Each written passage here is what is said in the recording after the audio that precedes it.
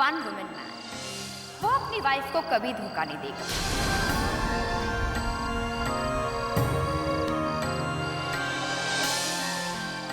वो किसी दूसरी औरत को देखेगा भी नहीं, और दूसरी औरत के साथ रिश्ता बनाना तो बहुत दूर की बात है।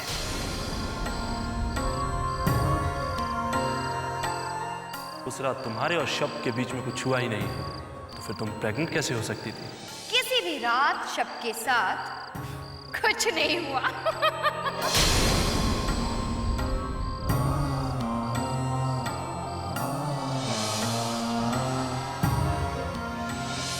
I love you, I love you, I love you.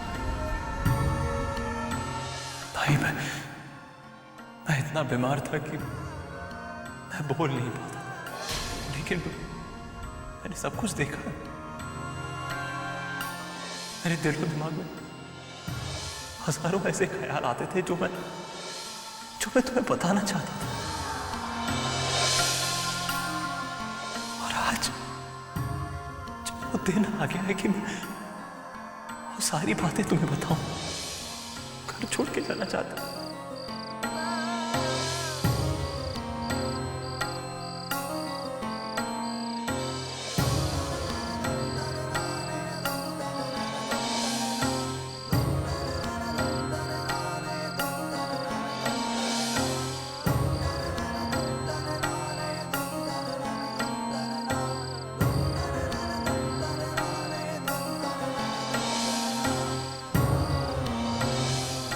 रब, ये क्या कर डाला मैंने? क्यों नहीं समझ पाई सच्चाई को?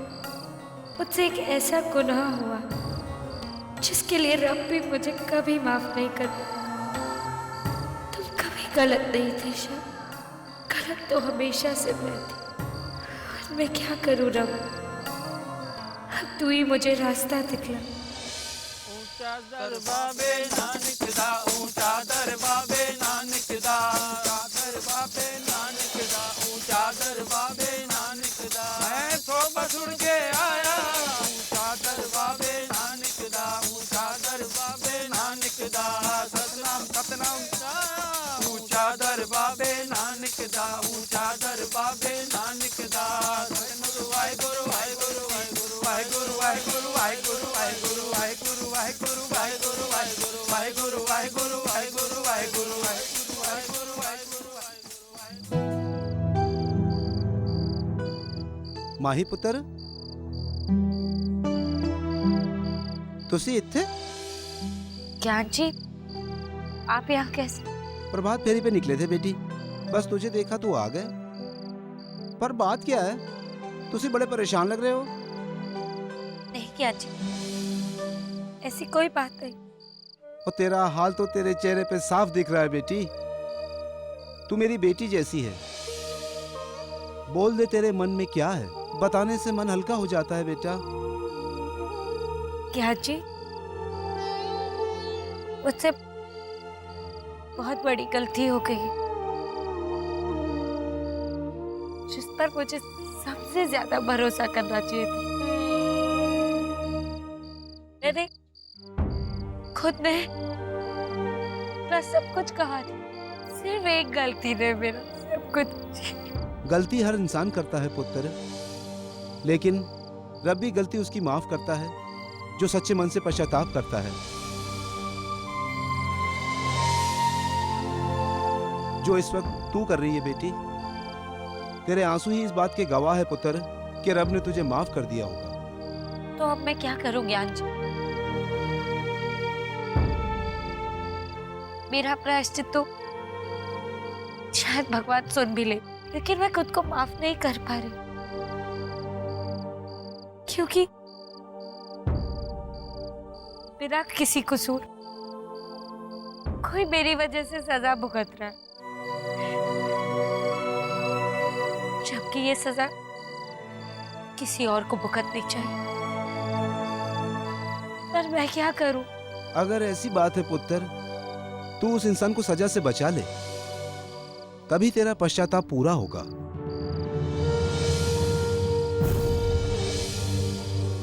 हाँ, मैं बचाऊंगी शब को, सुहानी से भी और उसके उस घटिया प्लान से। शब ने तो कोई गलत काम किया ही नहीं, फिर भी वो दिल पे इतना बड़ा बोझ लेकर मुझे मुझे उसे सुहानी की असलियत बतानी ही होगी। यही होगा मेरी गलती का प्रायश्चित।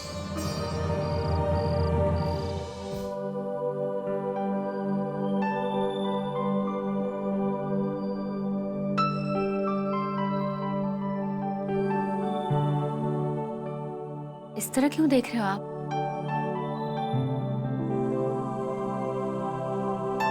सोनी, मैं इतनी बढ़िया चाय बना कर लाया हूँ और तुमने अभी तक देखा भी नहीं।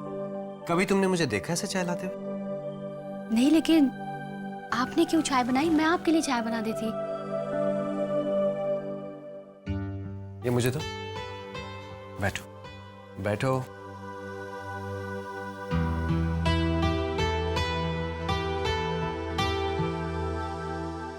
सोनी, ये चाय मैं अपने लिए नहीं, तुम्हारे लिए बना कर लाया हूं, वो भी खुद अपने हाथों से। मेरे लिए? आपने मेरे लिए चाय क्यों बनाई? इतनी तकलीफ उठाने की क्या जरूरत थी? तुम भी तो दिन भर इतना कुछ करती हो सबके लिए। क्या मैं तुम्हारे लिए इतना नहीं कर सकता? और भाई, अगर पुलिस वाला अपने ही घर में इंसाफ नहीं करेगा तो काम कैसे चलेगा? अब ये कैसे इंसाफ हुआ कि पत्नी पूरा दिन घर का काम करती रहे और पति उससे अप्रिशिएट तक ना करे? इसीलिए मैंने सोचा कि तुम्हारे लिए अपने हाथों से ये चाय बनाऊं, ताकि तुम्हें भी पता चले कि मैं तुम्हारी कितनी कदर करता हूं। अरे, तुमने अभी तक चाय पी नहीं? पियो। अपने पति परमेश्वर के हाथों की चाय तुम्हें कैसी लगे बताओ तो सही।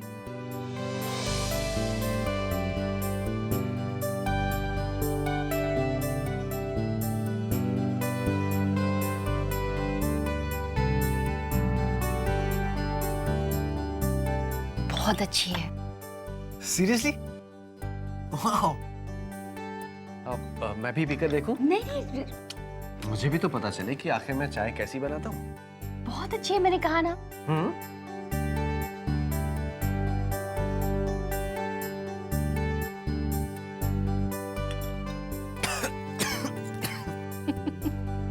सोनी, ये चाय तो बिल्कुल अच्छी नहीं बनी है और तुम कह रही हो कि अच्छी बनी है। गॉड, इतनी घटिया चाय मैंने जिंदगी में नहीं पी है।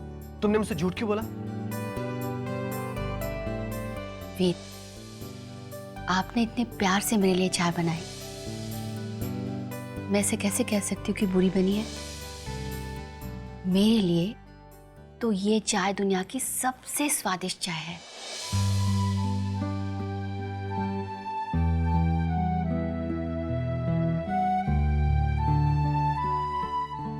ये बात एक बेइंतहा प्यार करने वाली पत्नी ही अपने पति से कह सकती है। सोनी, I mean, चाय इतनी बुरी बनी है, फिर भी उसकी तारीफ तुम ही कर सकती। कोई और होता ना तो ये कप मेरे मुंह पे दे मारता।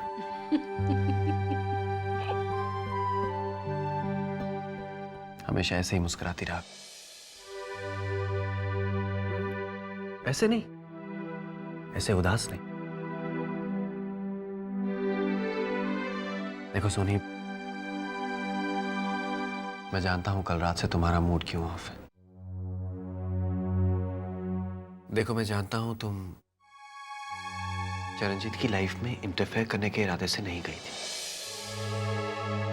लेकिन सोनी, तुम्हें भी समझना चाहिए कि उन दोनों की नई नई शादी हुई। देखो, अब जीत तुम्हारा दोस्त या सिर्फ तुम्हारा देवर ही नहीं है, सबसे पहले वो चरणजीत का पति है।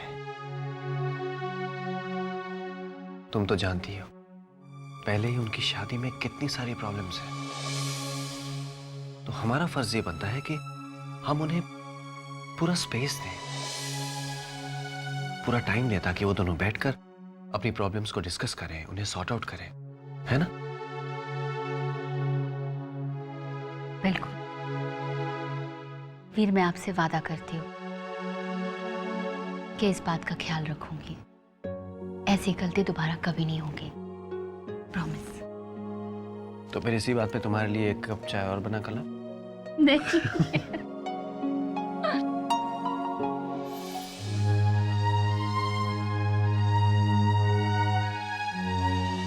ताजी, ताजी ये सब हमारा सामान है पुत्र। लेकिन क्यों? आप कहाँ जा रहे? क्यों जा रहे?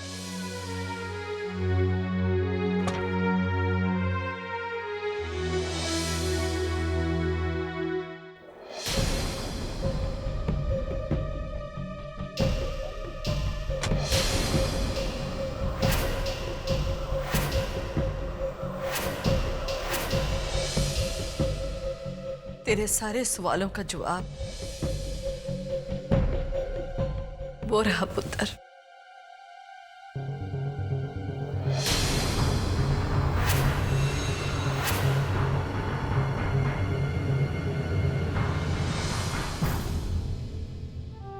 हम ये घर छोड़ के जा रहे हैं शबद। घर बनता है घर की लक्ष्मी से।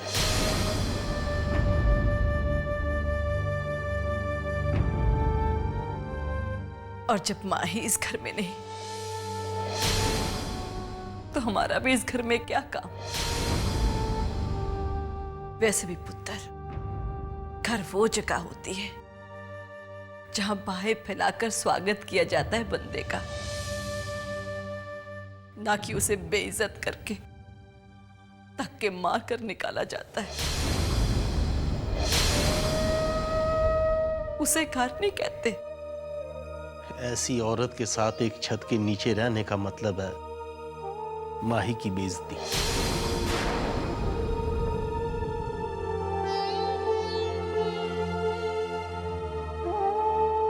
और वो तो हम सपने में भी नहीं कर सकते, सपने में भी नहीं कर सकते पुत्र। चलो ताई जी रुक जाइए प्लीज। देखिए मुझे आप लोगों की बहुत जरूरत है, प्लीज। हम भी जानते हैं पुत्र कि तुम्हें हमारी बहुत जरूरत है, लेकिन ये वक्त था तुम्हारे लिए अच्छाई और बुराई की पहचान करने का।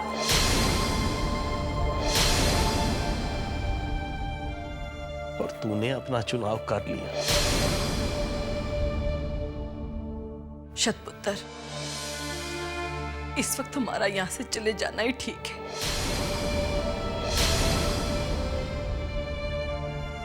अपनी इज्जत अपने हाथ में होती है पुत्र। अब तो ऐसा मत कहिए प्लीज। ना ना मेरे बच्चे, इस वक्त तो हमें रुकने के लिए मत कह।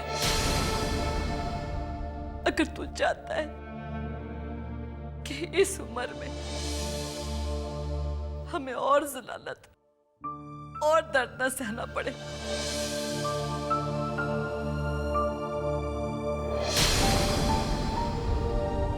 तो रब दे वास्ते पुत्र,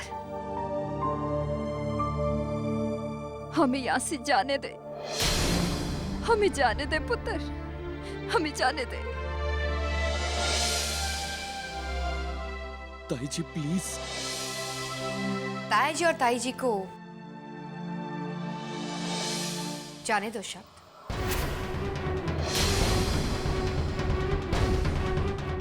इन्हें इनके बच्चों की याद आ रही होगी।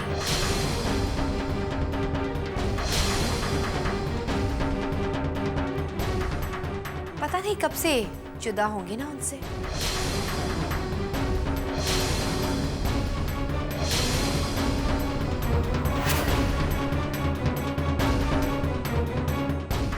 अपने मतलब के लिए इन्हें इनके घर से दूर कितने दिन तक रख सकते हैं?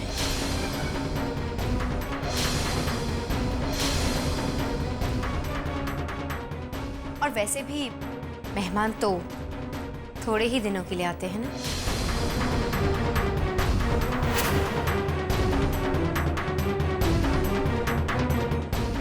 चल